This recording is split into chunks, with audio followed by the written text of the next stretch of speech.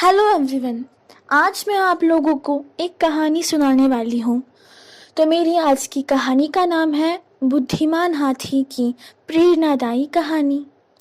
सालों से एक जंगल में बहुत सारे हाथी रहते थे। हमेशा मुसीबत के समय एक दूसरे का साथ देते थे। जंगल में एक इंसान आता था, सबको कुछ न कुछ खिलाता था, उनको बातें करता था।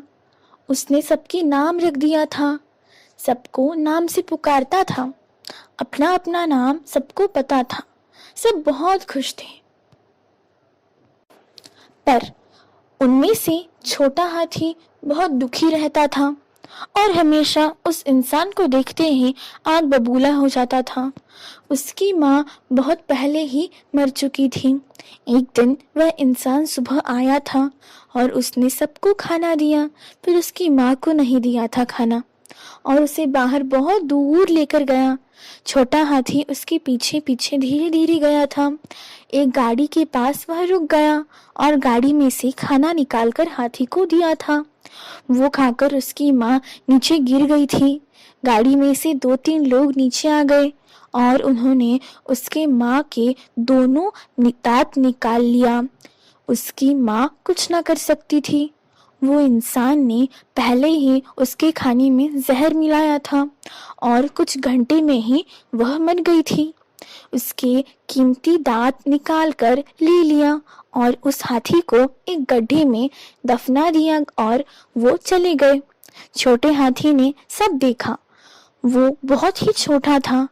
वह वहां से चला गया, पर वह कुछ नहीं कर सकता था। बस हर उस जगह पर जाकर वह रोता था। किसी को समझ में नहीं आता था। जब भी वो इंसान वहां पर आता तो वो जोर जोर से चिल्लाने लगता, पर किसी की समझ में ही नहीं आता था। अब वो बड़ा हो गया था। एक दिन मुखिया हाथी ने देखा। वो इंसान आने पर ही छोटा हाथी बहुत जोर से चिल्लाने लगता है। उसने सबको खाने को दिया। सबका खाना छोटे हाथी ने तहस नहस कर दिया और इंसान वहां से चला गया।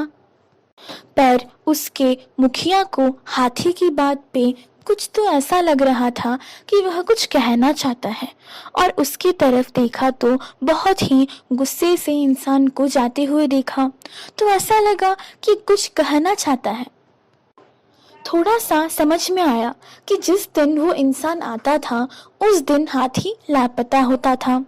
मुखिया हाथी ने सब हाथियों को बुलाया और कहा, जिस दिन वह आएगा कोई उसका खाना नहीं खाएगा, सब खाना खाने का बस नाटक करेंगे। उस दिन सब ने खाने खाने का नाटक किया और सब सो गए। वो दिन उसने एक हाथी को खाना नहीं खाने दिया। उसको तो बड़े ही प्यार से लेकर जाने लगा। थोड़ा दूर चला गया, तब से सब हाथी उसके पीछे पीछे चलने लगे। वो इंसान को उसका जरा भी अंदाज नहीं था।